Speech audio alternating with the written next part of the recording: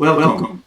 Have you ever had a child that is kind of a problem? Getting up in the morning, won't get dressed, won't come down to dinner, to breakfast, you can't get his shoes, he doesn't have his homework in his homework bag, he's getting ready to go to school, and you are late. You're now upset with him. He's upset with you. He wants to go back to his room. He wants to go do other things.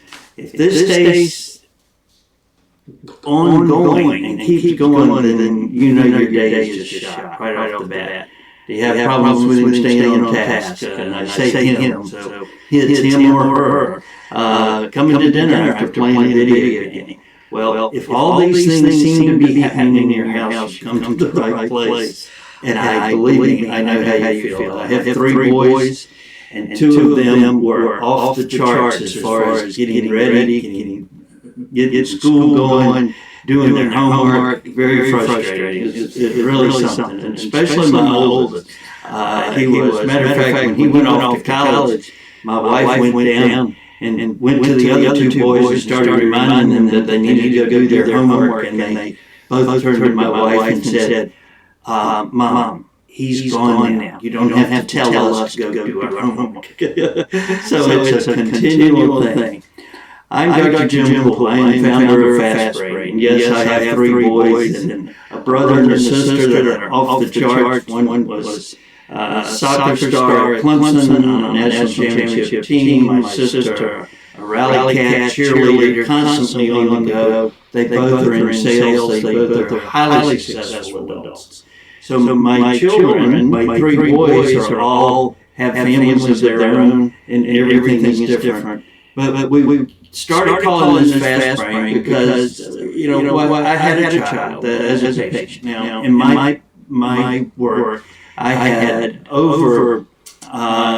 a huge practice, and I am now concentrating on doing this online because I think there's so much to be learned and so much to spread around and so much to gather that you don't have to go to the doctor. Unfortunately, so many physicians have not been trained.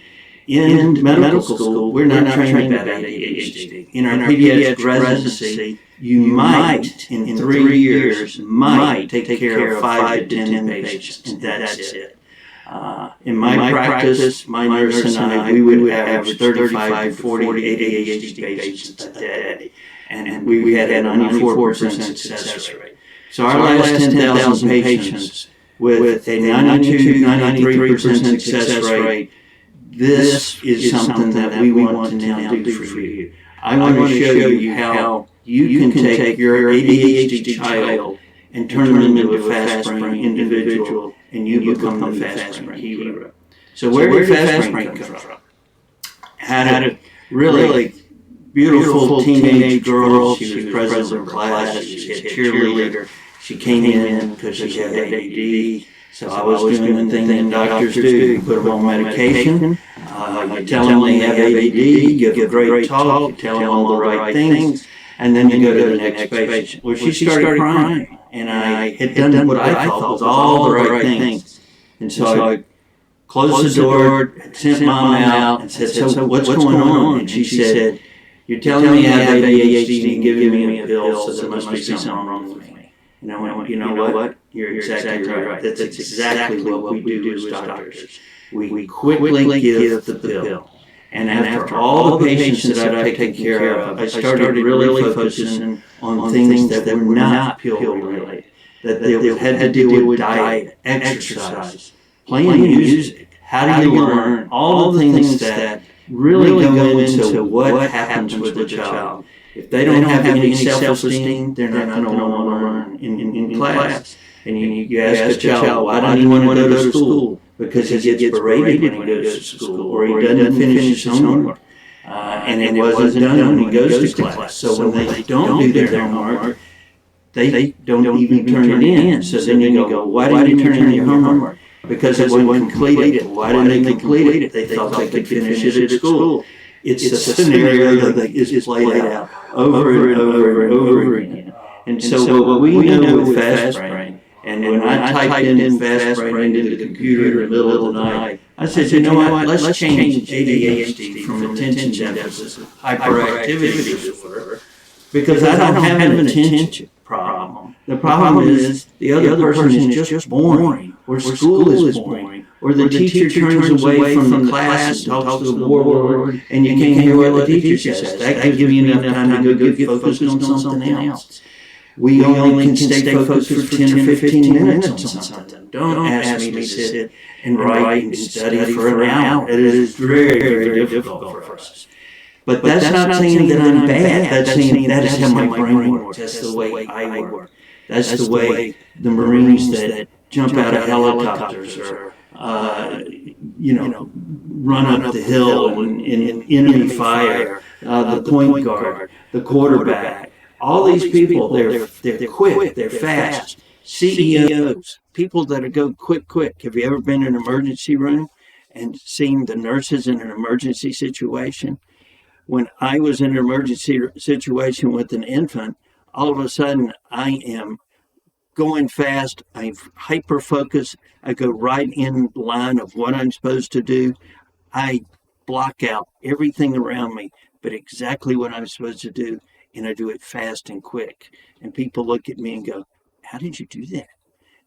That's how our brain works. That's what it is when you're looking at what your future for your child is going to be. So what I want you to see is that it is a real thing. So my past, a Clemson guy, sorry about that, and I went to the Medical University of South Carolina, did an Army residency, was head of pediatrics in Stuttgart, Germany, took care of ADD people all over Europe that were in the military. This is something that is really dear to my heart, and now, not being in a clinic, but being online, I want to show you how you can do all the right things with parenting programs, with what do I do for my child? What if I could watch a video? What about all that? And so, can I get you that success rate? Yes, I can, most assuredly. So, according to the CDC, there are only 7 million children that have been diagnosed with ADD. So you are not alone.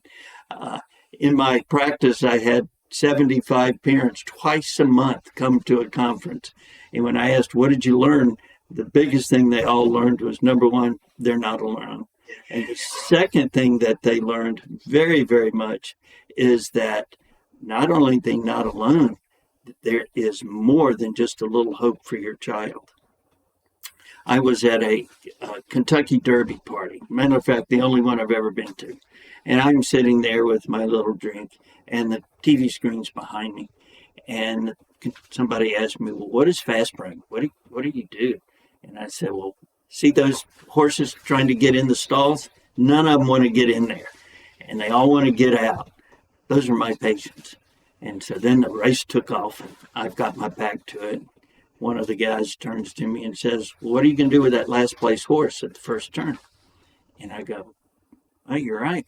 Now, everybody else looks at that horse or child as being somebody he's bad at horse racing, that he must not have eaten good, he didn't sleep well that night, all the different things. And I go, I'm going to support that horse. So those are my patients, and I support them. So that was the end of the discussion. I turned back around. And a few seconds later, he says, look at your horse now. And I turned around, and on the back stretch, my horse is now the mid horse. I'm at this party, and I'm now yelling for this horse. And then we come around the last turn, and he's now coming closer to the front. And I am really yelling because those are my patients. And guess who won the race? That horse number 27. I'll never forget it. And we give up on that first turn, but I tell you, every one of my patients turns out to be positive. I had my car windshield was broken. I needed it replaced. The person that put it in is somebody that I helped as an adult and helped him get a job and advance. And he's now got a huge auto glass business. Every day I run into somebody whose life has been changed, not by me, but by their parents and by them understanding that they're okay. And so as we look at things and look at things from a different perspective. I'm not after medication. I'm not after how do we do this. So when we look at ADHD and mental health, we go, well, we got all these kids having a lot of anxiety and a lot of depression, and so what? You go to the doctor. Oh, please help me. Okay, let's give you some medicine, and that's what they go for. And I'm just telling you that there was a study done. It was done at a major medical university on page 24 of it. And the study looked at Prozac versus exercise for postpartum depression. And guess what? Exercise was the same as the medication for depression. So when you look at kids that are having anxiety, having depression, us as adults, we need to exercise. So instead of the typical response of here's medication, the typical response needs to be, let's go out and play some basketball. Children need tools to learn how to learn. I don't learn. I have an auditory learning disability. So if you were just to lecture me, I'm not going to get it. I have to take notes. And then I have to come back and study those notes in a particular way. That way got me all the way through medical school. But if I had been just sitting there and doing it the same way as people just lecturing, I would have never passed. Well, how did I do med school? And the way I did med school is they had a note-taking service. Yes, and boy, did that save me. The other thing that I had is I had role models. And so my ADD world, my ADHD life was I looked at other people, the doctors that I looked up to, the people that I wanted to be like. So it's very important for you to get your child somebody that feels that they want to be like and emulate and copy, and then help them copy that. Doing it on a cell phone with, some game or some live program that's the way life is. No, it isn't. So we got to teach them not just decreasing screen time. We got to teach them real life skills, and that's being how to communicate. So I want to welcome you to FastBraiin. What are we about? We're about the parent. We're about the school. We're about behavior. We're about the center, most important thing is the child. When I had those conferences, for years, twice a month, no parent would raise their hand and say, how do you help my child make good grades? It was all about the hope and the way of learning how to learn and realizing their child is going to be very successful. And it's exactly what it is. And all you have to do is look at even the smart people that you hear about in the news. They all struggled in school. Almost every one of them struggled with something. So what we celebrate is we celebrate the strengths. We celebrate the ability to adapt quickly, the ability to be quick on your feet. I had a CEO, my chief financial officer came in, and he had worked real hard at a whole big thing of what we were going to do, and he had spent a long time doing it, and he laid it out for me. And I looked at it. I used all the things that I knew, and real quickly I made a decision that wasn't what we were going to do, and we were going to do something else, and it was very successful. And the reason is because I can and have that ability to adapt and go quick. So we do understand that in FastBraiin, this is not a quick fix. This is a lifetime of understanding yourself, a lifetime of understanding what kind of jobs do I need. If you put me in the back room reading contracts as an attorney, I would die. Okay, as a physician, I never sat down. I had worked out of 3 rooms and stood up all day long and went from day to day to day. And my nurses would go, I had one particular nurse that for 14 years and nobody could, she said, I'm going to figure out how to work with this guy because I was go, go, go. And it wasn't that I was trying to do that. It's the way my brain worked. So this is a holistic approach of how to learn, how your body functions, how do you How do you get up in the morning? What are the types of things that affect you? If I am trying to keep from distractions and I'm working, I can't have people walking through the room. I need that. I need to have music. I like to have music when I'm doing some of my work, and it needs to be something that I enjoy. I can see, not real loud, but it's in the background and it's doing. Uh, if I have somebody, if at home in my office and they turn on the blower out back, it drives me nuts because it's not the noise that I want. So you can see that there's all these different aspects, and I know them, and I can help you with that. And we want to have a partnership with you. I want to help you become what you want to become for your child. And then I want you as a parent to become the parent that you want to be. I can promise you that I've made all my mistakes on my boys. It's not an easy. I keep looking for the manual. They don't come with one, and they really don't come with an ADHD manual. But FastBraiin, yes, they're FastBraiin. So a rabbit, the tortoise, and the hare. I'm rewriting the book, by the way, because there was a second race. Yes, the rabbit is go, go, go, go, and in today's world, slow and steady does not win. And so we can't be pushing our kids slow and steady wins. They can only focus for 20 minutes, then let's let them focus for 20 minutes. I'm going to give you examples and examples as we go through life and work with you. For instance, I had a dad, and I said, so what's one of your main problems? And he said, well, every time I send him up to his room, he just won't clean it up. And it's just so frustrating. And I said, I bet you get mad at him. And yeah, I get mad at him because I told him to clean up his room. And so then our office visit's about over, and I said, can I ask you one other thing? Can we have a bet? And he goes, yeah. And I said, okay, I'm going to bet that every time you send your child up to his room to clean it up, I'm going to bet $50 that he won't clean it up. And you're going to bet $50 that he will. And this dad got so mad. He was furious.